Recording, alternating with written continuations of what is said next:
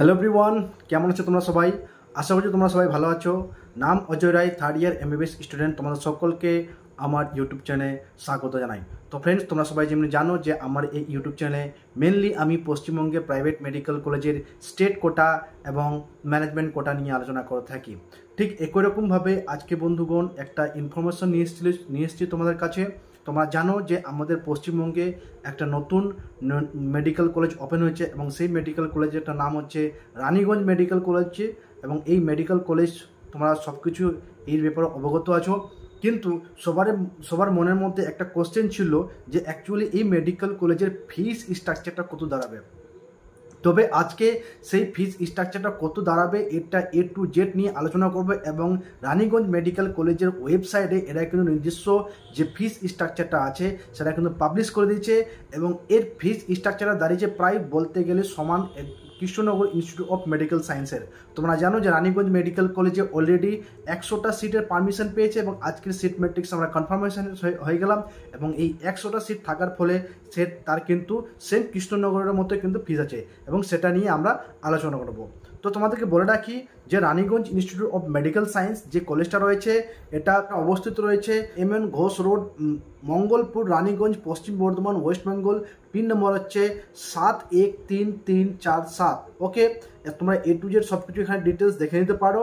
ওকে, তারপরে এখানে যদি কথা বলি ফিস স্ট্রাকচার, যদি কথা বলা যায় ম্যানেজমেন্ট কোটার ফিস স্টেট কোটার ফিস স্ট্রাকচার রয়েছে 34,75,000 টাকা এবং অ্যাডমিশন ফিস রয়েছে 50,000 এবং টিউশন ফিস রয়েছে পার সেমিস্টারের কথা এখানে বলেছে সেটা হচ্ছে 3,75,000 টাকা এবং কশন ডিপোজিট রয়েছে 25,000 টাকা। এখানে একটু স্লাইটলি ইনক্রিজ দেখতে পেলাম যে অন্যান্য কলেজ যেটা দেখিয়েছিলাম যে কশন ডিপোজিট থাকে 15,000 টাকা, কিন্তু এখানে 25,000 টাকা দেখতে পেলাম। এবং হোস্টেল ফিস এখানে দিয়ে দিয়েছে, হোস্টেল ফিস আছে 1,80,000 টাকা। ওকে, এবং এনি আদার ফি রয়েছে এখানে স্টেট কোটায় স্পোর্টস অ্যান্ড কালচারাল ফি যেটা সব কলেজে থাকে, এই কলেজের ফিস রয়েছে 25,000 টাকা। ওকে, এবং total amount to be paid during the admission arose in state quota বলেছে 12,25,000 টাকা at the time of admission. এবং এটা তোমরা পেমেন্ট করতে পারবো আইদার বাই RTGS, NFT ও demand draft. Bank guarantee of remaining fee amount বোঝা গেল। যদি তোমরা প্রথমে যদি 12,25,000 টাকা দাও তো 34,000 থেকে 12,25,000 টাকা বাদ দিয়ে দিলে সেই ফিসটা ব্যাংকে রেখে সেটা ব্যাঙ্ক গ্যারান্টি তোমাদেরকে দিতে হবে। ওকে, এটা হলো তোমার গিয়ে স্টেট কোটার ফিস।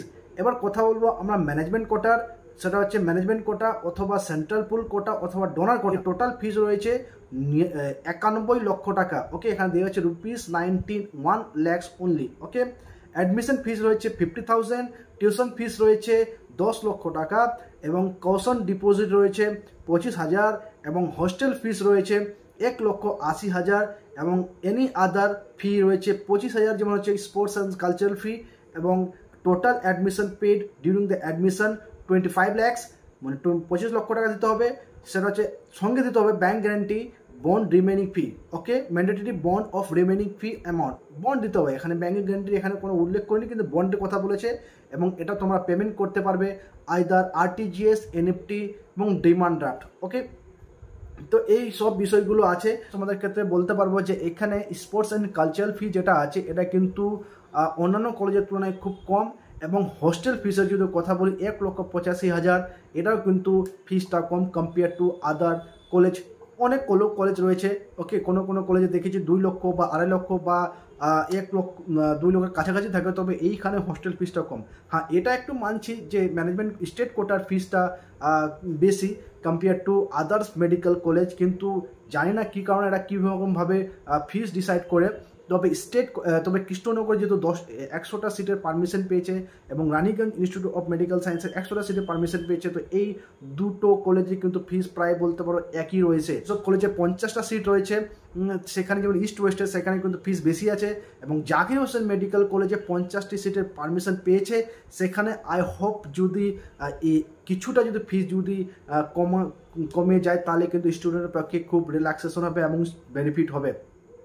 ওকে, তবে একটা জিনিস বলে রাখি, যেসব স্টুডেন্টের এবং এই 34 lakhs অ্যাফোর্ড করার ক্যাপাসিটি রয়েছে তারা কিন্তু সেরকমভাবে এগোবে, এবং যেসব স্টুডেন্ট 25 lakhs অ্যাফোর্ড করার ক্যাপাসিটি রয়েছে তারা কিন্তু সেরকমভাবে এগোবে। একবার কিন্তু যেহেতু তোমাদের অলরেডি কিন্তু চয়েস ফিলিং স্টার্ট হয়ে গেছে, প্রায় আজকে থেকে, প্রায় বলতে পারো কিছুক্ষণ আগে থেকে স্টার্ট হয়েছে, তো তোমরা কিন্তু সেইরকমভাবে চয়েস ফিলিং দেবে, এবং চয়েস ফিলিংটা কিন্তু খুব কেয়ারফুলিভাবে করবে।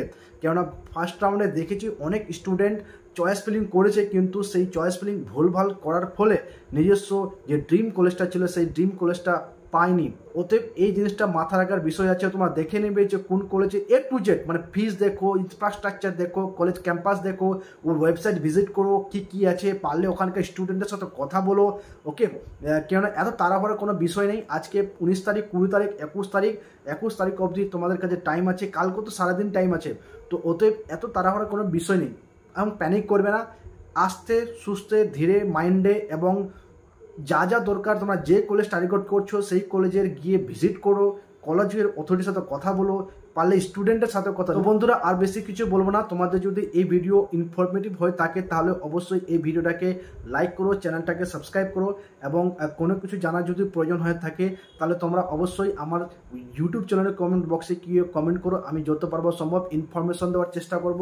অথবা যদি কোনো একটা স্টুডেন্ট বা তোমাদের যদি কোনো অ্যাডমিশন রিগার্ডিং কোনো সমস্যা হয়ে থাকে, তো সেই জায়গায় তোমাদের আমি ম্যানেজমেন্ট করা হোক বা স্টেট করা হোক, উইদাউট ব্যাঙ্ক গ্যারান্টি যা হবে সেই জায়গায় তোমাদেরকে কিন্তু আমি হেল্প করে দিতে পারবো authentically. Okay, so thank you very much, this is Ajay Roy signing of.